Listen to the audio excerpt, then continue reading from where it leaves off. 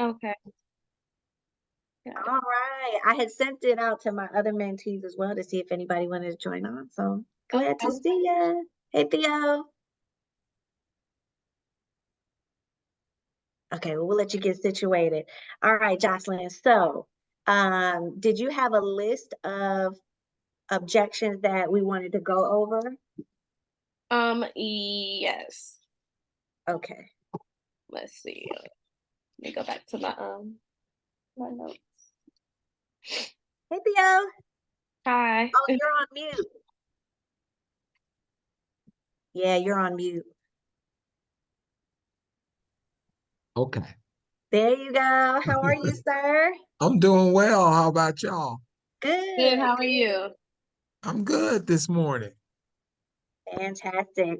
So, Jocelyn had some objections that we wanted to go through and kind of come up with some objection handlers. Okay. So, let's see what you got, Jocelyn. All right. So the first one that we talked about was the interest rates. That's my number one thing.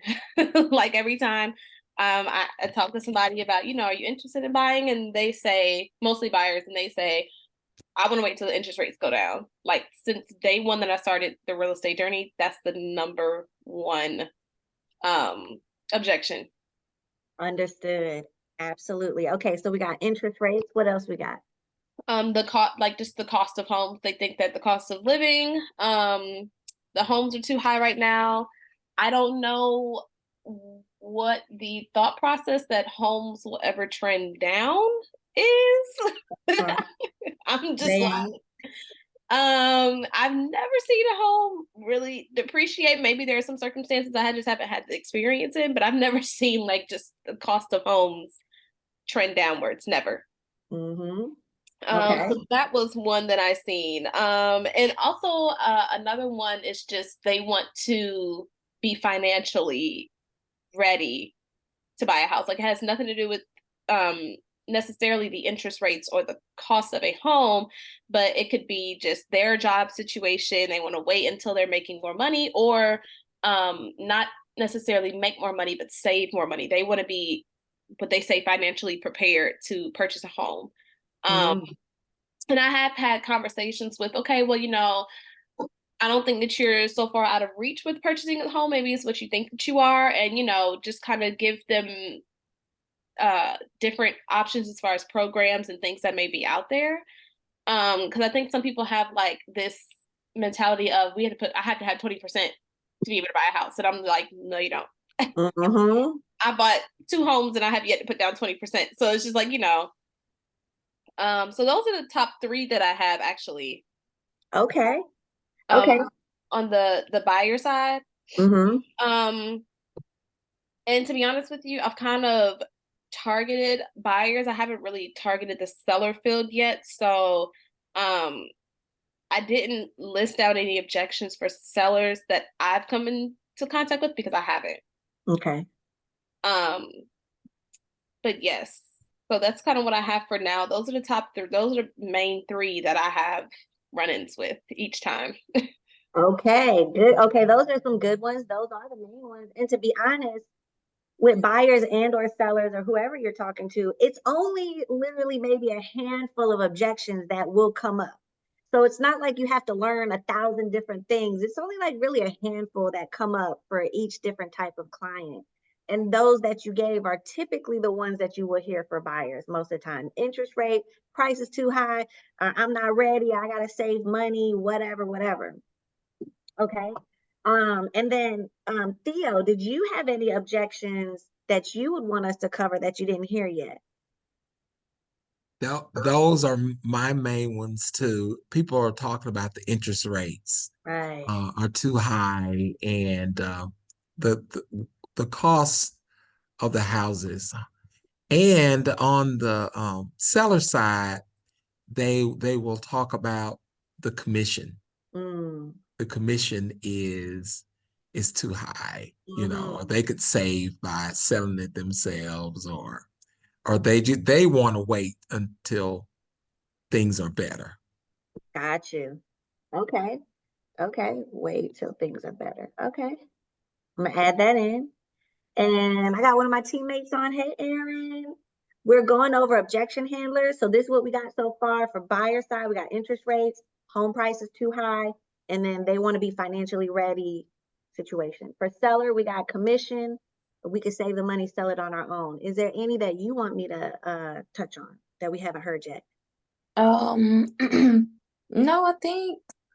No, I think what I was about to add, it falls in the not financially ready, like, oh, my credit score, I don't have down payment saved, and blah blah blah.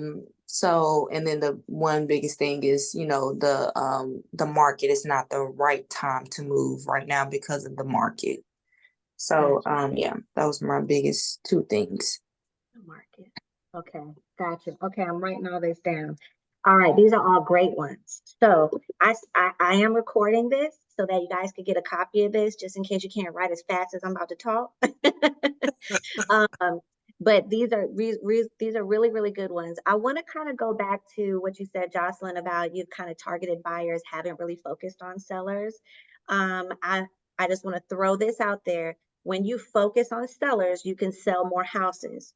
Because when you get listings, you just have to list it and kind of go from there. With buyers, you might be working with buyers for months and months. It's rare that if you list it right, you should get paid in about 30 days, right? So you could sell more houses if you focus on sellers. And then it's even better when that seller has to buy, because it's like 2 for 1 client. Like, you don't have to woo over 2 people. You already got 2 transactions, 1 client.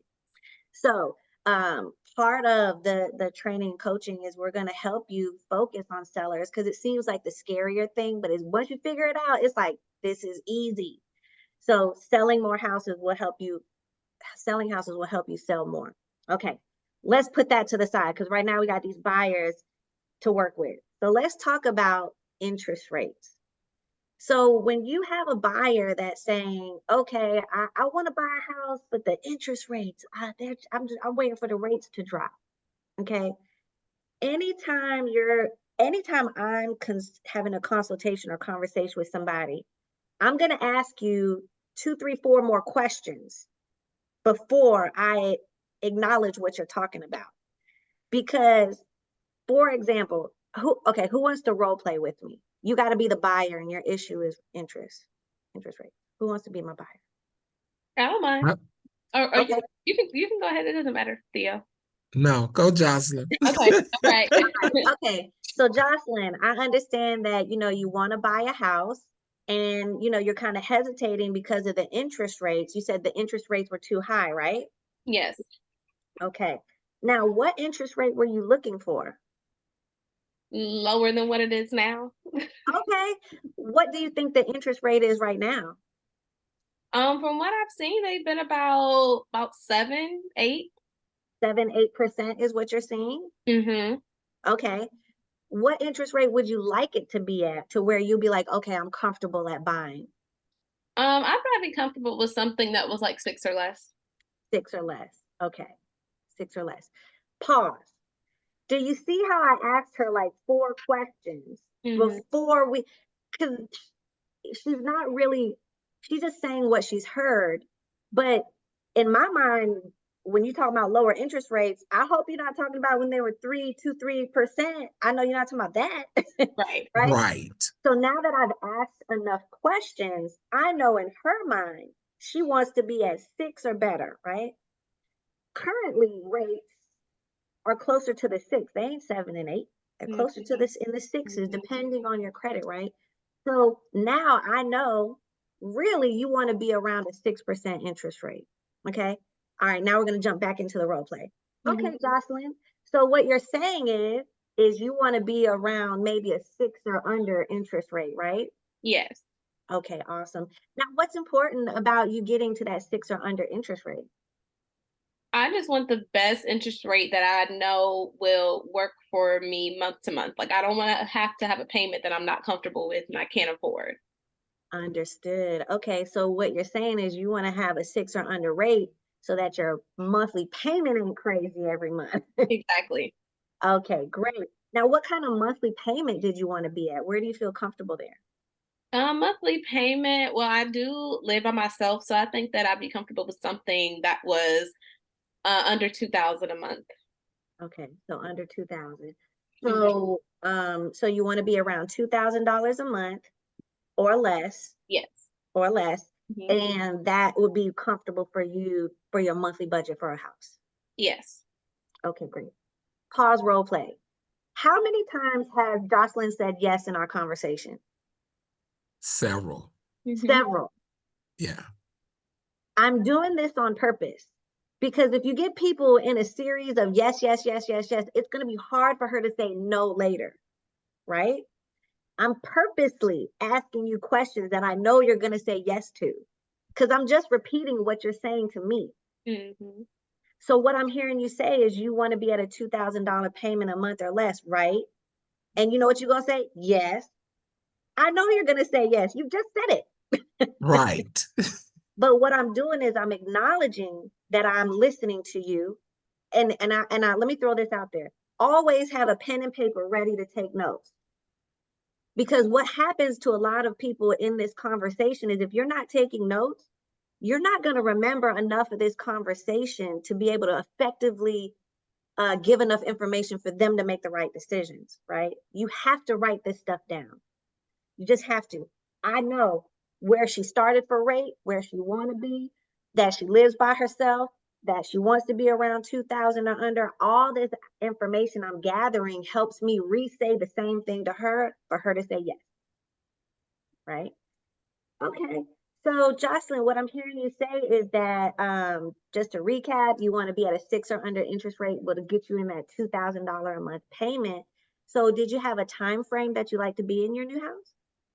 Within the next year, maybe 2.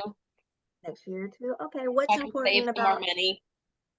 Okay, you want to save some more money? Yes. Okay. How much money are you looking to save up? I'm trying to figure that out. This is like the first home that I'm purchasing, so I'm not sure exactly the number that I need to have saved, but I want to know that I do have enough before I decide and pull the trigger on purchasing a home.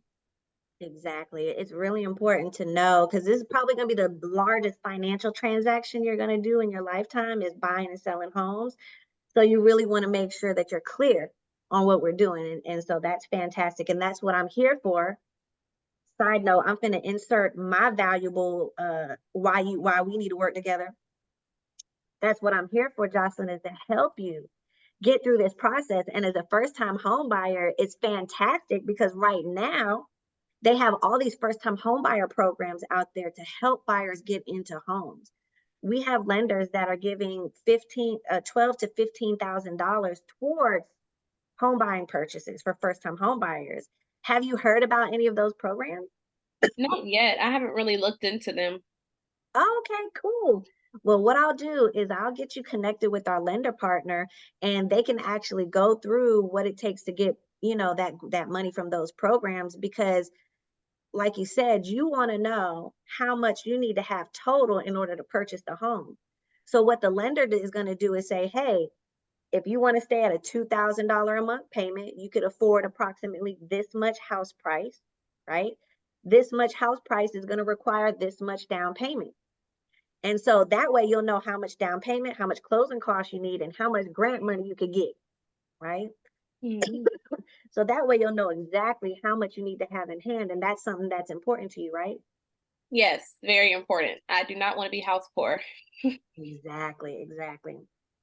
So side note, you see how I'm kind of getting her still to say yes, and I'm taking what she's saying and I'm reiterating it to her in a simple way. People Yes. just want to be, especially the first time home buyer, they don't know what to expect. They don't know what's going on, what's the first, nobody teaches us this, right? You don't learn this in school. You're going to learn from your realtor and your experience.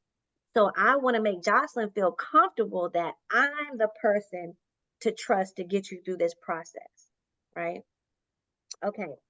Now I want you to write this somewhere on the side of your paper going up and down. You're going to put LPMAMA, LP mama, up and down, okay? When you're talking to a buyer, this is the information that you need to find out during the conversation.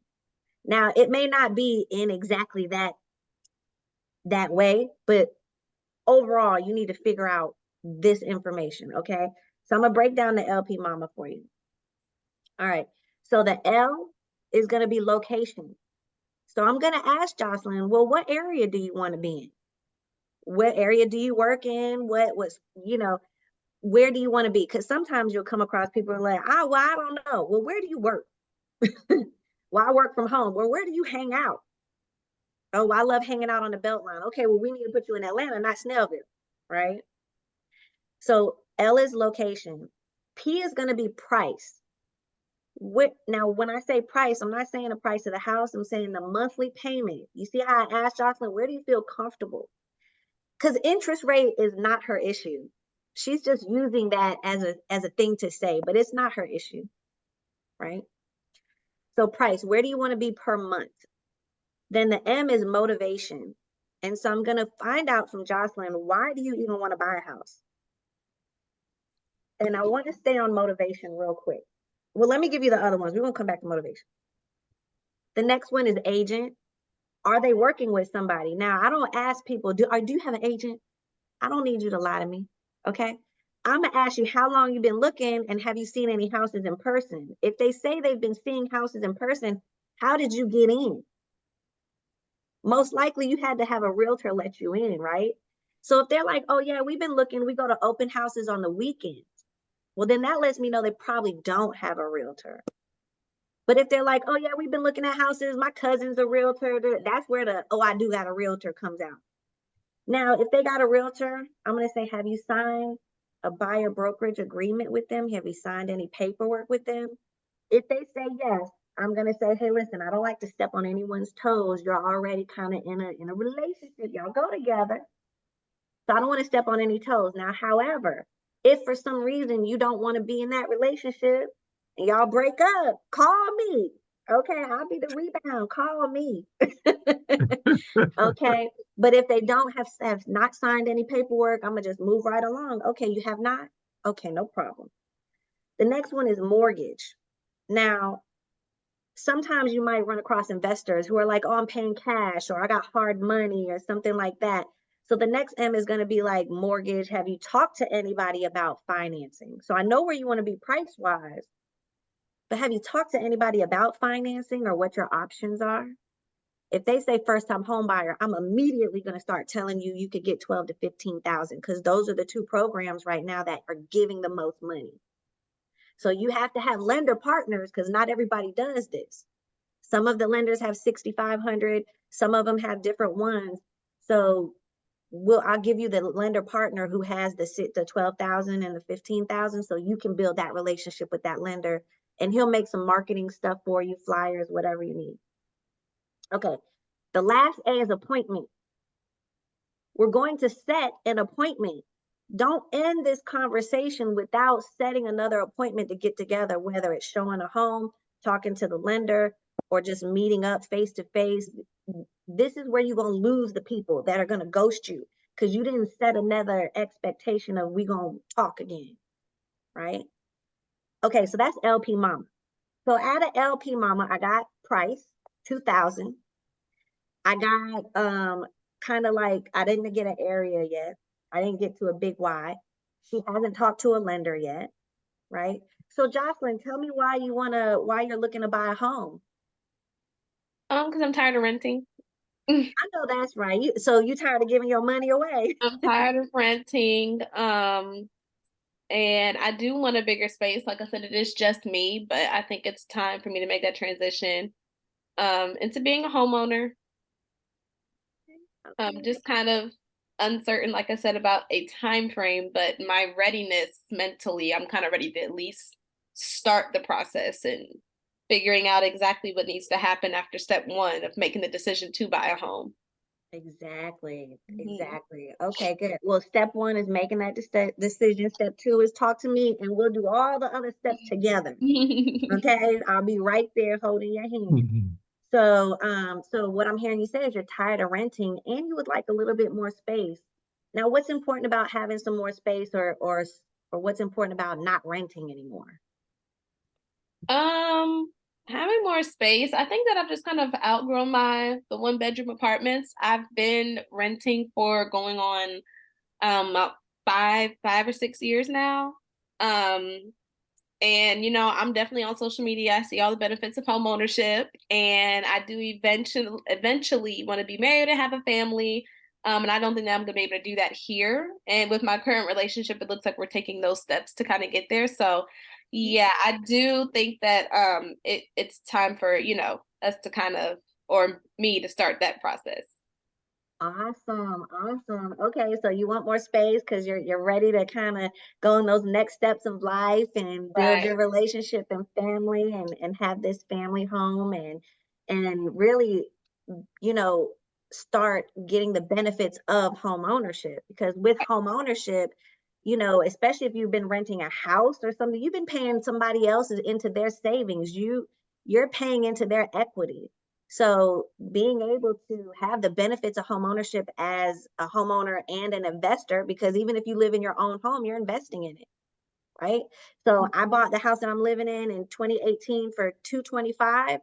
I'm selling my neighbor's house, which is exactly like mine, for 390, right? So look at the equity that's grown. All I've been doing is paying my mortgage payment, which I would have been paying if I was paying rent, right? So how would that make you feel to be able to have that investment and get those benefits of home ownership? That would make me feel great. No, we want to feel great, okay? So, side note, you see how I'm asking her, why do you want to buy? Okay, I'm tired of renting. Okay, well, that's not a reason to buy a house. You could just go move in with somebody else. Like you could just be homeless. Like what why? Right? So then you got to dive deeper into what that positive future looks like. So can you already kind of envision what Jocelyn's positive future looks like? House, family, kids, probably a little dog or something running around No outside. dog. No No, dog. so not dog. She allergic. Okay, no dog. Kids. Okay, right. So I would spend more time with Jocelyn going into, okay, great. Well, how many bedrooms and bathrooms do you want? What area do you want to be close to? So she's gonna say, well, just tell me, how many bedrooms and bathrooms do you want? Are you asking me or are you just Yeah, saying yeah, that? I'm asking you. Oh, okay. And probably about 3 bedrooms. I think that'll be good for a first time. Okay, My first home. At least 3 bedrooms, like 2.5 bathrooms. okay. What else? Um, I would like a garage for sure. I've never had one. Being in an apartment, I have to walk all the way across the parking lot to get to my unit. So Ooh, the yeah, I broken. definitely want a garage. Okay. I'm really not into doing yard work, so I'm not really interested in a really big yard, something that's just enough to enjoy sitting out on, but not much yard work at all. Mhm. And something that's nice and open and just fresh. I like modern, light, bright, refreshing spaces. I don't want anything old. Um, so yeah, that's kind of where I'm at right now. Okay. So this is where when you write everything down, you repeat it back to that person. Okay, so what I'm hearing is you need a 3 bedroom, 2.5 bath, smaller to no yard maintenance. You want a good open modern look. So as I'm replaying this to her, can you envision what she's looking for? Right? All this Yes. this whole conversation is to get her into what we call this positive future. Okay. If you paint the positive future picture up front, later down the line, when her positive future is that payment is really 2,300 and you wanted to be at 22,000, I'm gonna be like, I know, Jocelyn, but listen, the goal is to really start that path of home ownership, right? And I know it's $300 per month more. However, we can, you can eliminate this and that, or that $300 is an investment. Think of it that way towards whatever. I can't do that without hers, because at the end of the day, we want to have that open modern look. You want to have that space where you can grow. I'm going to relive that positive future for her in those times where it's not going to go exactly right. So if you don't figure that out up front, they're gonna give you pushback. Oh, I can't. Well, the bigger picture is at the end of the day, I know you wanted a 3 bedroom, 2 bath, but this 2 bedroom, 2.5 bath still gets you that open modern look. You're investing in yourself. You could eventually rent this out later and then get your family home. You see what I'm saying? So there's going to be obstacles that come up in this process, but if you find out up front what that positive future is, you can help push them along those little obstacles. Does that make sense? Mm-hmm. Yes, it does. Any questions so far? I feel like I just been talking real fast, but this is how I do the conversations with everybody. No, it's just so I've pretty much had a couple of conversations just like that, but it always ends with I still want to wait. Even after you give them all those good Okay. points, you get all those yeses. Well, tell me what you want to wait on. I just want to wait. I just want to wait to where I feel comfortable. Like you gave me great advice. I'm gonna sit on it, think about it, but ideally, well, I think that I'll just be more comfortable waiting another year.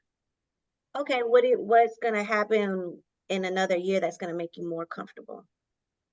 I'll just be able to save more money. Okay.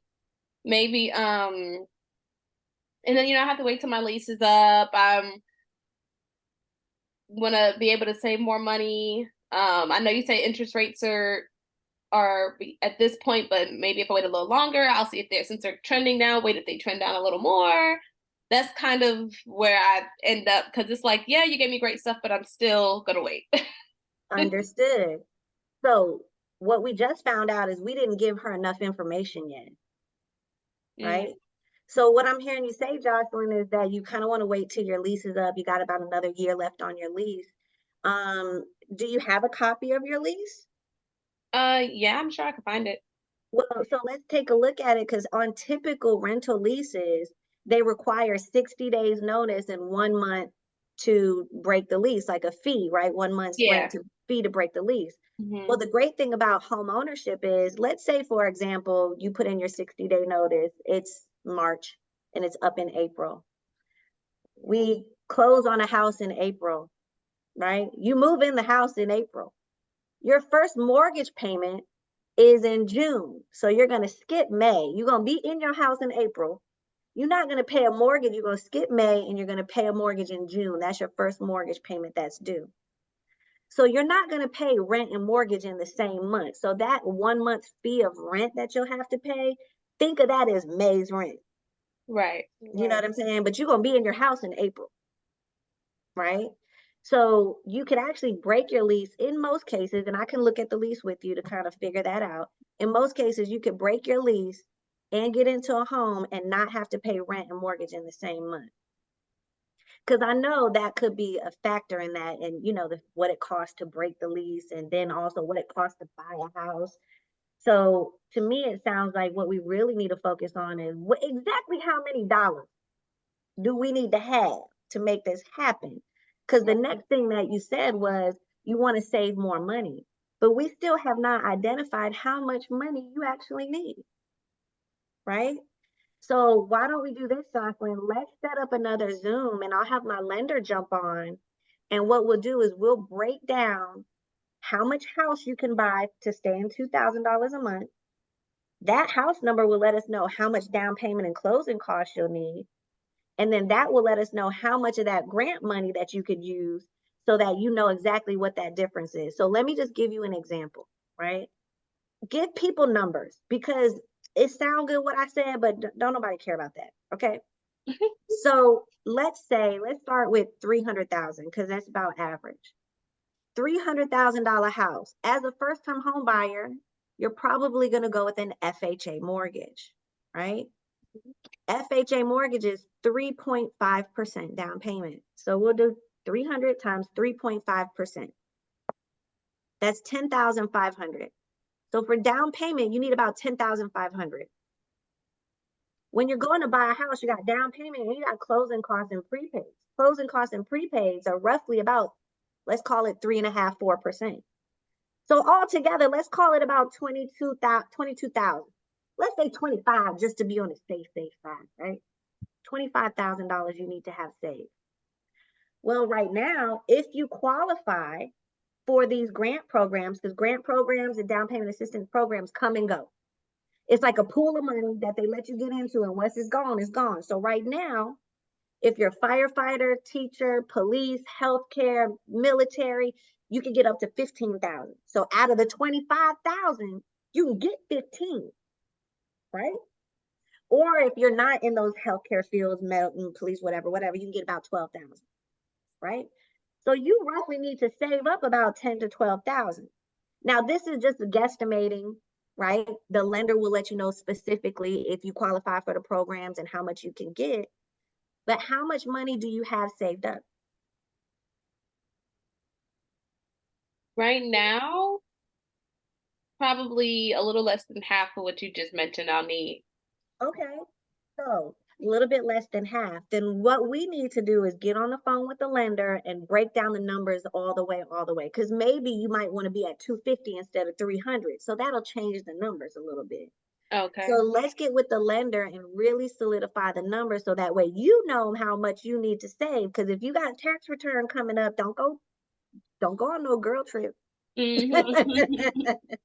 Okay, we need to get the house, right? And then also, you can get a gift. So if Boo Thang want to move in, he better put half on that down, Right. right? So listen, there's ways to get that money. It doesn't have to be out of your savings account, is what I'm saying, right? Because I know you had mentioned also, because I wrote this down, side note, that you're waiting for the rates to maybe go down. But at the same time, if you're waiting for rates to go down, the home prices will go up. So you'll end up at the same place anyway. Because if interest rates go down and the home prices go up, you're not saving any money. It'll be the same that you're going to end up spending anyway, right?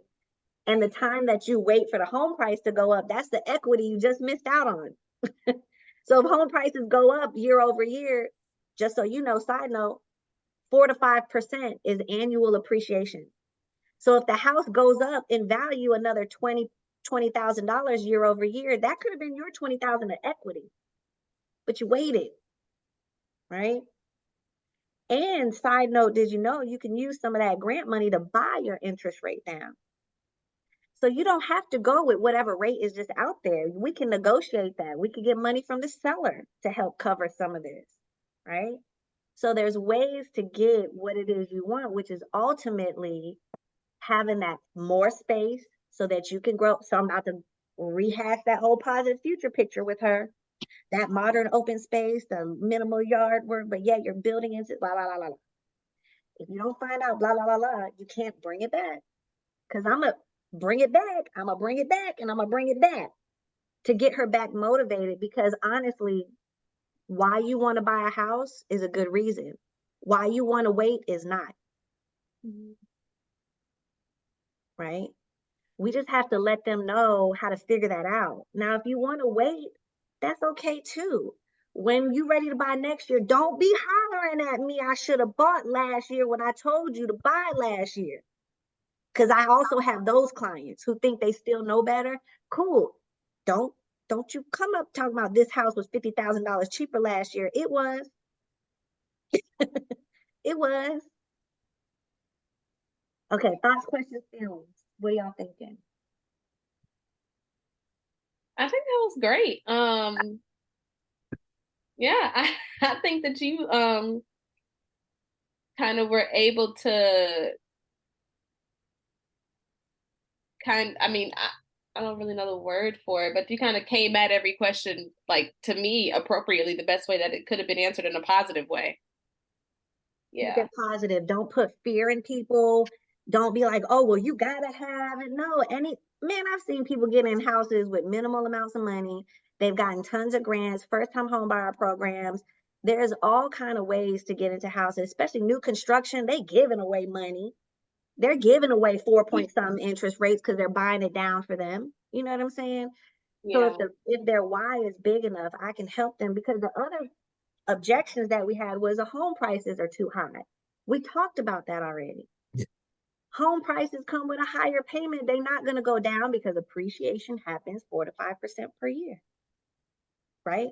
And if they say interest rates is too high and they're renting, you're paying 100% interest. You pay 100% interest and you worrying about this 6%? Right. Boo. Right. No. And if you rent somebody's house, like you rent a house, not an apartment, you're paying their mortgage and you're tipping them every month. You Yeah. give them a tip every month to pay Yeah. their mortgage. Why? Right? And then the other one is be financially ready, save more money. The thing is that they don't, if you don't tell them exactly how much money they need or how much money they need to save, it's kind of just like like I need to get from point A to point B, but I don't know where point B is. It's just somewhere in that direction. So I don't know if I made it or not, if I'm close or not. Right? So sometimes you're going to come across people that are not, they just really ain't ready right now. And that's okay. When they're ready, I'm going to be ready for them. I've been doing this 21 years. I'll probably do it a few more. I'll be ready when you're ready. And then the other one, I want to hit on credit score real quick. So if you come up, they come up to you and they're like, oh, the way my credit is set up, I can't. My very first question is, what's your credit score? Now you're going to get usually two kind of responses. You're going to get, oh, my TransUnion, my Equifax, and my this and that is this, that. They pulled their reports, they know. Or you got somebody that's like, well, I think it's they don't know. Right. Okay. They just assume that it's bad. Now, to go with credit, there's no credit score. It's a credit report. Everybody got credit reports. And whoever's looking at the report will determine the score of what that may be. So for example, on Credit Karma, if you have Credit Karma app on your phone and you check your credit through Credit Karma, which I like Credit Karma. Credit Karma is a credit card website. Okay. So if you do a lot of credit card transaction, you swipe, okay, like me, like Fruit Ninja, they love me. Okay. They love me. They may give me a little bump in the score, but they're looking at revolving financial transactions. Now, mortgage companies are looking for installment payments. You got a loan and you pay it off, pay it off, pay it off, pay it off, pay it off. So sometimes people may look at Credit Karma and their score is, 700, but then the mortgage company pulls it and it's a 650. Well, because you may be credit card happy, but don't have no installment payment. So if they're like, oh, my Credit Karma says so and so and so, that's cool. Let's have the lender look at it. Right. And their first objection is, I don't want nobody pulling my credit because they're gonna knock my score down. And then that's okay. We're gonna do what's called a soft pull. A soft pull is we just gonna peek at it. We ain't gonna pull it all the way out the drawer. We're just gonna peek at it, see what's going on. Okay. And from there, the lender can tell you exactly what to do. Okay, Jocelyn, if you take that credit card and you pay it down to a $1,000 balance, that'll jump your score up 7 points. Right? What credit score is a minimum credit score to buy a house? Minimum? I'm not sure. You don't know, they don't know Buy either. one Right. It depends. like in the 500s, like 580, right? 580. A minimum of 580? Wow. Technically, you can get a mortgage at 500, but you're gonna put a big down payment, it's gonna be crazy. 580 is really where you want to tell people to be able to, you can start at 580. If you get to 640 and above, you can qualify for those down payment assistance programs, right? So when people look at their credit, you know how like you look on Credit Karma or the credit card websites and it's got the speedometer about bad, good, and excellent credit? Well, you can buy a house in bad credit. So if people say they got bad credit, I'm like, what's your credit score? It could be bad and you can still buy a house. It's fine. Right? You got that apartment with that bad credit. So let's attempt to get a house. Right? You ain't scared to apply for that apartment or that Macy's credit card with that. So like, let's not be scared now. Right? So when it comes to credit, ask them what their credit score is. Let them know that they can be looked at without a hard inquiry. It could be a soft credit pull, and that you can get guidance from a mortgage company for what you need to do to get a mortgage. Because when you go to buy a car, when you go to get a credit card, they're all going to assess your credit in the way that makes sense for their company. So let's do what you got to do to get it right to buy a house. Now, If they're like, oh, I'm in credit repair, what kind of credit repair? If they say Lexington Law or any of them monthly payments, stop doing that. Don't pay nobody to dispute your whole credit report. Because what could happen is you could bring up some old debt that doesn't matter when you get a mortgage, but now that you disputed it, is now look like new debt. So anybody who's working on their credit, I'm asking them, who's working on it for you? And if they say, oh, I'm doing it myself, don't do that. Are you a credit repair specialist? What do you do for a living? Oh, you work at Microsoft? Okay, well, that's not credit repair. So I don't change my own oil. I don't pull my own teeth for a reason.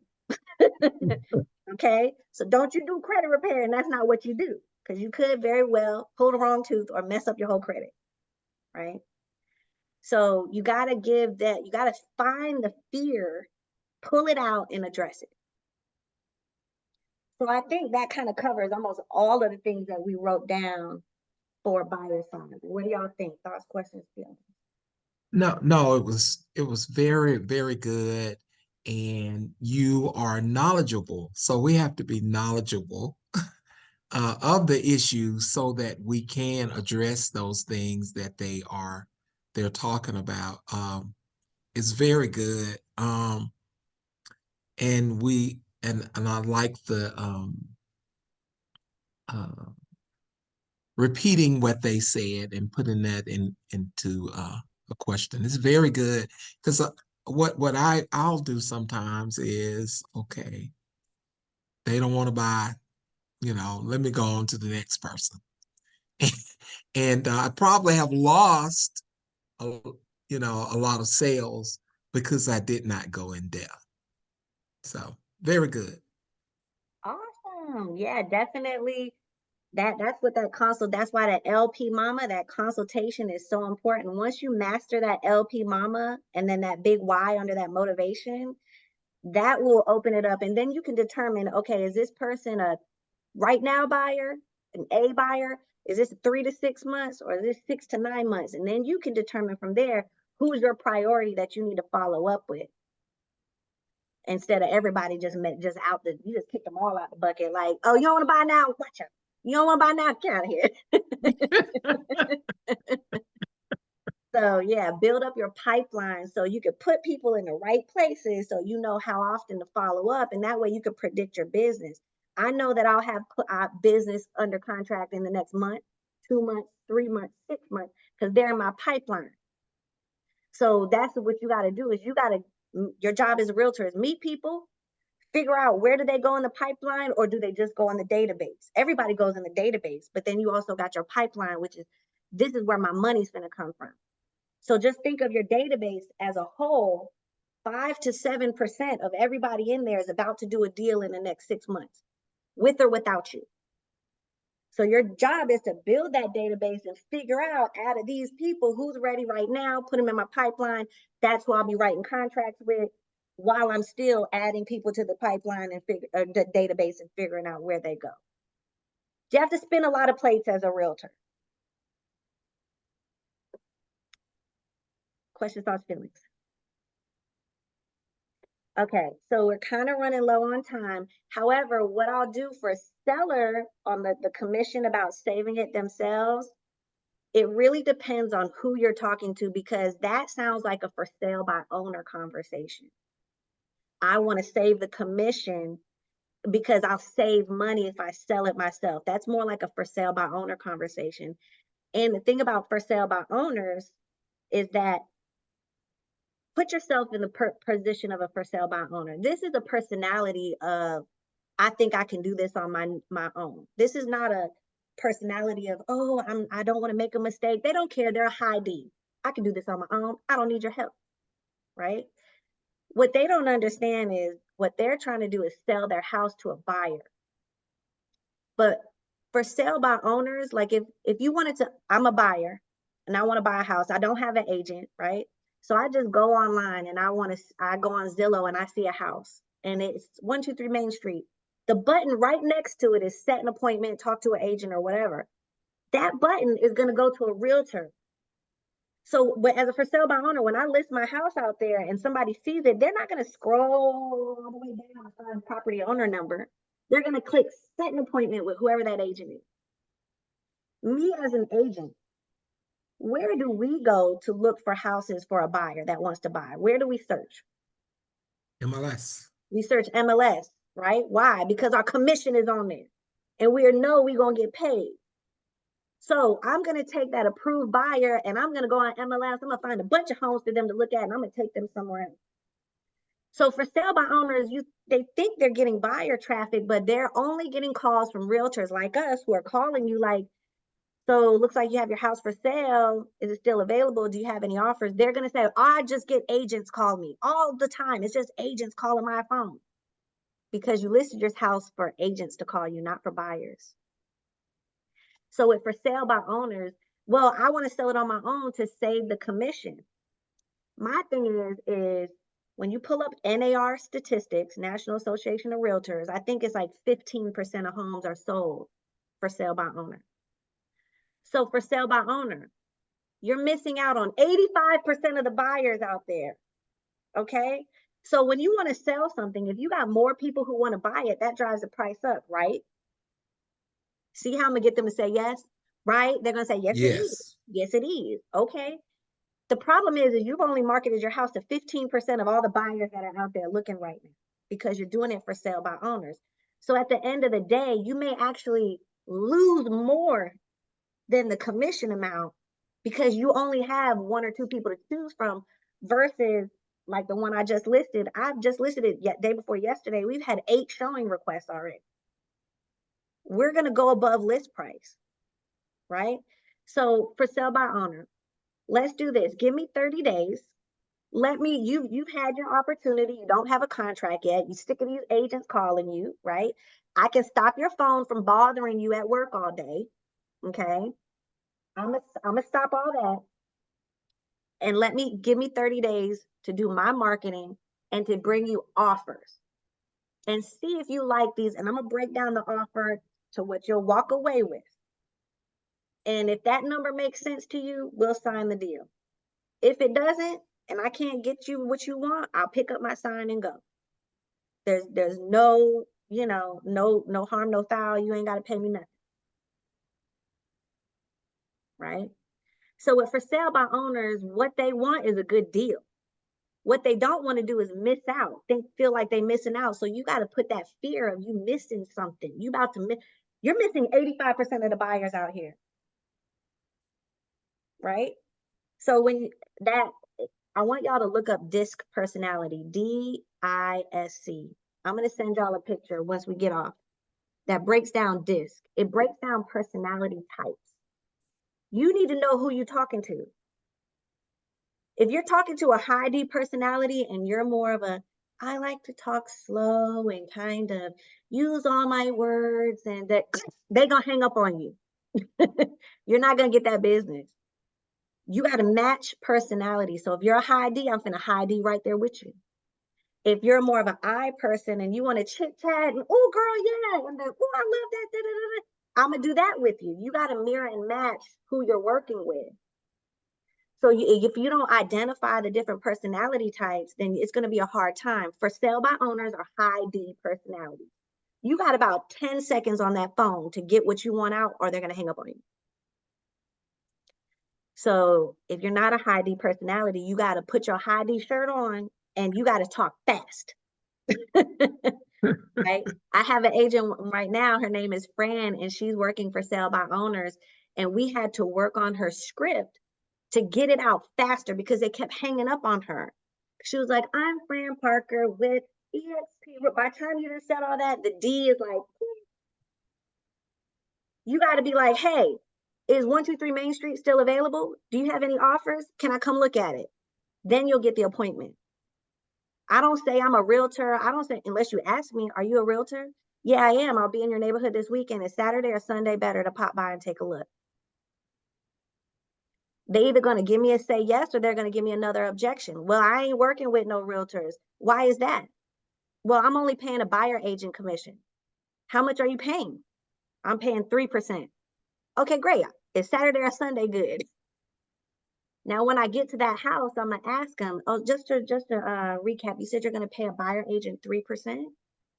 Okay, so what I'm hearing you say is you're going to pay me 3% to negotiate against you? Okay. Because if they don't have a realtor, you trying to save 3%, but you willing to pay me 3% to negotiate against you for my buyer. Let's go. Right. Let's go.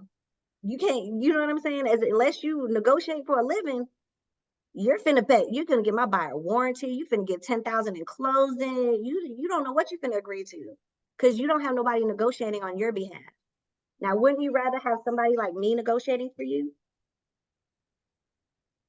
Well, let's do it. Yes. Let's do it. Let's do it. Come on, Theo, sign here. Sign here. Right? So I wanted to just squeeze that in. I know that was kind of fast. But what I do is on Wednesdays, we do script practice with our team on Wednesdays, same Zoom. We do it Wednesday at 9. Oh, what I lost it. Okay. So we do this on Wednesdays every week at 9 on this same Zoom. And so if you ever want to practice, or you have like, Alicia, I've been making calls, this is what I keep hearing. We'll practice this. And it's important that you practice it. You're hearing me, but it's like if you hear a song on the radio and then you try to sing it again without the radio, for some reason you can't remember the words. But if you hear the same song over and over and over and over again, you'll know the words without intentionally learning them. So the thing is, you have to make this part of your weekly routine as your real estate growth, is to be in script practice. Practice these conversations. You're hearing me say it, you'll hear the same thing. I'm like a broken record. I say the same thing over and over and over again. It just sounds good right now because it's the first time you heard it. But I do this over and over and over and over again. It's the same, literally the same conversation. Ask questions, repeat what they say, get them to say yes, big why, what's the next step? That's it. Write contracts. Make money. Sound like a money fan. All right. So any last thoughts, questions, feelings? No, very good.